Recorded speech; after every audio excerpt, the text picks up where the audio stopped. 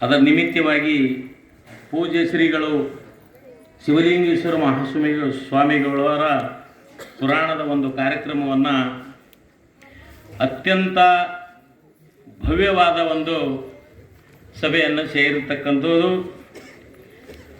ಅದೇ ರೀತಿ ಯಾವ ಶಿವಲಿಂಗ ಸ್ವಾಮಿಯವರ ಪುರಾಣವನ್ನು ಇಲ್ಲಿ ದೀರ್ಘಕಾಲ ನಾನು ಸುಮಾರು 8 ಗಂಟೆಯಿಂದ ನಾನು ಕೇಳ್ತಾ ಇದ್ದೇನೆ. ಸ್ವಾಮೀಜಿಯವರ ಆಗಮನದ ಕಾಯ್ತಕ್ಕಂಥ ಯಾರಾದರೂ ಇದ್ರೆ ಈ ದರ್ಗಾಶರದ ಶಿಷ್ಯವೊಂದರದು ಅಂತಕ್ಕಂಥದ್ದು.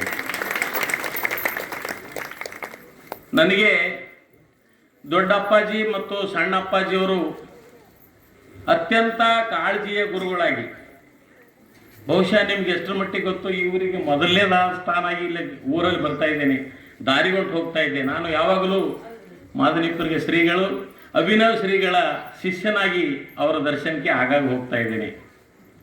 ಇವತ್ತಿನ ದಿವಸ ಅಭಿನವ ಶ್ರೀಗಳ ಪಾದಕ್ಕೆ ನನ್ನ ಹಣಿಯನ್ನು ಮುಡಿಪಿಟ್ಟು, ಯಾವ ದರ್ಗಾಶರದ ಆರಾಧ್ಯ ದೈವ ಹನುಮಾನ ಮಂದಿರ ಪಾದಕ್ಕೆ ನನ್ನ ಹಣೆಯನ್ನು ಮುಡಿಪಿಟ್ಟು, ಈಗ ತಾನೇ ಅತ್ಯಂತ ಪ್ರಮುಖವಾದ ಶಬ್ದಗಳನ್ನು ಆಚರಿಸಿ ಯಾವ ಶಿವಲಿಂಗೇಶ್ವರ ಸ್ವಾಮಿಗಳ ಪುರಾಣವನ್ನು ತುಂಬ ಬಾಯದಿಂದ ತಮಗೆ ಆ ಶಬ್ದಗಳನ್ನು ಮುತ್ತಿನ ಹಾರದಂತೆ ನುಡಿತಕ್ಕಂಥ ಶಬ್ದಗಳನ್ನು ತಾವೇನು ಕೇಳಿದಿರಿ. ಅವರು ಯಾರಪ್ಪ ಅಂದರೆ ಪದ್ಮಭೂಷಣ ಡಾಕ್ಟರ್ ಪಂಡಿತ ಪುಟ್ಟರಾಜ ಗವಾಯಿಗಳು.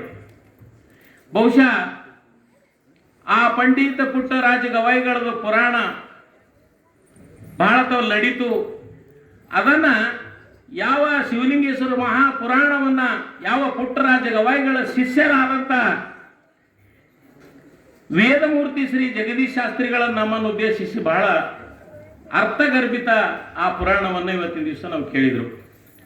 ಪುಟ್ಟರಾಜ ಗವಾಯಿಗಳು ಸುಮಾರು ಲಕ್ಷ ಗಂಟಲೆ ಕಣ್ಣಿರತಕ್ಕಂಥ ಈ ರಾಜ್ಯದ ಈ ನಾಡಿನ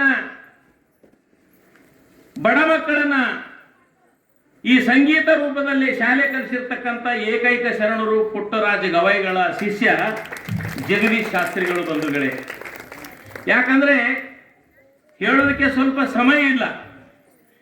ಅಜ್ಜವರಿಗೆ ದಿನನಿತ್ಯ ಕಾರ್ಯಕ್ರಮ ನಾವು ನೋಡ್ತಾ ಇದ್ದೇವೆ.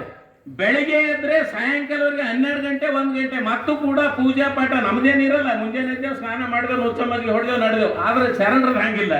ಪೂಜಾ ಪಾಠ ಊಟ ಯಾವಾಗ ಮಾಡ್ತಾರೆ ಅದನ್ನು ನೋಡ್ಬೇಕಲ್ಲ ನಾವು. ಬರೇ ನಾವು ಅಭಿನವ್ ಶಿವಲಿಂಗೇಶ್ವರ ಶ್ರೀಗಳಿಗೆ ನಾವು ಕಾಳಜಿ ಇದ್ದೇವೆ ಖರೆ, ಆದ್ರೆ ಅವ್ರು ಊಟ ಮಾಡ್ಯಾರೋ, ತಿಂಡಿ ಮಾಡ್ಯಾರೋ, ಹೈರಾಣಾಗ್ಯಾರೋ ಇಲ್ಲ ಅಂತಕ್ಕಂಥದ್ದು ಯಾರಿಗೆ ಬರ್ತದೇನೋ ಅಂತಕ್ಕಂಥದ್ದು. ಆದ್ರೆ ಆ ಶಿಷ್ಯವೊಂದರಲ್ಲಿ ಬರಬೇಕು ಅಂತಕ್ಕಂಥ ವಿಚಾರ.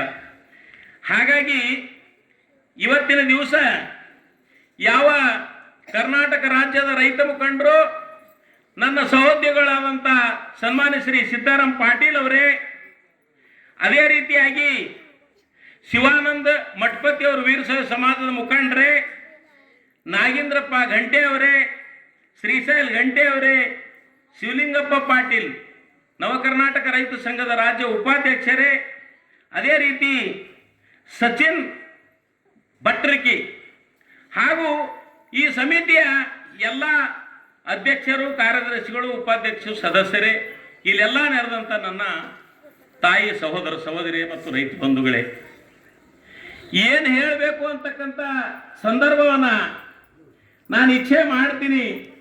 ನನ್ನ ಗುರುಗಳ ಅಭಿನವ ಶ್ರೀಗಳಿದ್ರೆ ಏನು ಮಾತಾಡಬೇಕೆಂಬುದೇ ಗೊತ್ತಾಗಲ್ಲ. ಹೀಗಾಗಿ ಮೊನ್ನೆ ಒಂದು ನಿಮ್ಮುರ್ಗ ಕಾರ್ಯಕ್ರಮದಲ್ಲೂ ಕರೆದಿದ್ರು. ರೈತನ ಅತ್ಯಂತ ಪ್ರಮುಖವಾದಂಥ ಕಾರ್ಯಕ್ರಮವನ್ನು ಅಲ್ಲಿ ಕರೆದಿದ್ರು. ಬಹುಶಃ ಅಭಿನವ ಶ್ರೀಗಳ ಒಂದು ನೇತೃತ್ವದಲ್ಲಿ ನಡೀತಕ್ಕಂಥ ಸುಮಾರು ದಿನಗಳ ಪುರಾಣವನ್ನ ಅತ್ಯಂತ ಪ್ರಮುಖವಾಗಿ ಆಳಂದದಲ್ಲಿ ನಡೀತು. ಆಳಂದ ತಾಲೂಕಿನ ಲಿಂಬುರ್ಗ ಗ್ರಾಮದಲ್ಲಿ ನಡೀತು. ಅದಕ್ಕೆ ಎಲ್ಲನೂ ಪ್ರಯತ್ನವಾಗಿ, ಅದಕ್ಕೆಲ್ಲ ಸಹಕಾರ ಆ ನಿಂಬುರ್ಗ ಗ್ರಾಮದಲ್ಲಿ ಇರ್ತಂತ ಎಲ್ಲ ಸಹೋದರ ಸಹೋದರಿ ರೈತ ಮುಖಂಡರಿಗೆ ಆಶೀರ್ವಾದ ಯಾರ್ದರೆ ಆಗ್ಯದಂದ್ರೆ ಮಾದನಿಪುರಿಗೆ ಅಭಿನವ ಶ್ರೀಗಳಾಗಿದೆ ಅಂತಕ್ಕಂಥದ್ದು. ಒಂದು ಮಾತನ್ನು ಹೇಳಕ್ಕೆ ಇಚ್ಛೆ ಪಡ್ತಾ ಇದ್ದೇನೆ. ಯಾವ ಅಭಿನವ ಶ್ರೀಗಳ ಪಟ್ಟಾಭಿಷೇಕ ಆಯಿತು ಅದಕ್ಕಿಂತ ಮುಂಚೆ ಒಂದು ಮಾತನ್ನು ಹೇಳ ಬಯಸ್ತೇನೆ. ನಾನು ಯಾವ ಶಿವಲಿಂಗ ಮಹಾಸ್ವಾಮಿಗಳ ದರ್ಶನಕ್ಕಾಗಿ ನಾನು ಸುಮಾರು 20 ವರ್ಷಗಳ ಹಿಂದೆ ಮಾದನಿಪುರ ಗ್ರಾಮಕ್ಕೆ ನನ್ನ ಗೆಳೆಯರಾದಂಥ ನವ ಕರ್ನಾಟಕ ರೈತ ಸಂಘದ ಉಪಾಧ್ಯಕ್ಷರಾದ ಸನ್ಮಾನ್ಯ ಶ್ರೀ ಸಿದ್ದಾರಾಮ್ ಪಾಟೀಲ್ರ ಮನೆಗೆ ಹೋದೆ. ಯಾಕಂತಂದ್ರೆ ಒಂದು ಹೂವಿನ ಹಾರ, ಒಂದು ಶಾಲ, ಪೂಜ್ಯರನ್ನ ಸನ್ಮಾನ ಮಾಡಬೇಕು ಅಂತಕ್ಕಂಥ ವಿಚಾರ ಬಂದಾಗ ಅಲ್ಲಿ ಆ ದಿನ ಅವರು ಹಾವೇರಿಗೆ ಹೋಗ್ತಕ್ಕಂಥ ವಿಚಾರ. ಬೆಳಗಿನ ಜಾವ ಮಠದಲ್ಲಿ ಸಿಕ್ಕಾಪಟ್ಟೆ ಜನರಿದ್ರು, ಸಹೋದರ ಸಹೋದರಿ ತಾಯಂದ್ರಿದ್ರು. ಶ್ರೀಗಳು ಆ ದಿನ ಹಾವೇರಿಗೆ ಹೋಗ್ತಕ್ಕಂಥದ್ದು. ನಾನು ಎಲ್ಲ ಜನರು ಹೊರಗಡೆ ಇದ್ರು. ಆ ಶಿಷ್ಯ ಒಂದದವ್ರು ಹೇಳ್ತಾರೆ, ನೋಡ್ರಿ ಈ ಸಮಯ ಸಿಗ್ತದಿಲ್ಲ, ಅಪ್ಪಾಜಿ ಇವತ್ತು ಹೋಗ್ತಾ ಇದ್ದಾರೆ, ನೋಡ್ರಿ ನೋಡಂತ. ನಾವು ಸುಮ್ಮನೆ ಒಂದು ಶಾಲು ಹೂವಿನ ತಂದಿದ್ದ ಅಲ್ಲೇ ಒಂದು ಪಲಂಗದಲ್ಲಿ ಅಜ್ಜವ್ರು ಕೂಡ್ತಕ್ಕಂಥ ಸ್ಥಳದಲ್ಲಿ ಇಟ್ಟು ನಾವು ಸಿದ್ದಾರಾಮ್ ಪಾಟೀಲ್ ಒಂದ್ ಕಡೆ ಕೂತಿದ್ವಿ.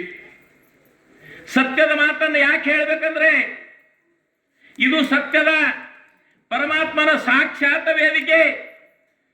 ಶಿವಲಿಂಗ ಮಹಾಸ್ವಾಮಿಗಳು ದೇವರು, ಇನ್ನು ಕಿರಿಯ ಸ್ವಾಮಿಗಳು ಕೂಡ ಅಭಿನವ ಶ್ರೀಗಳು.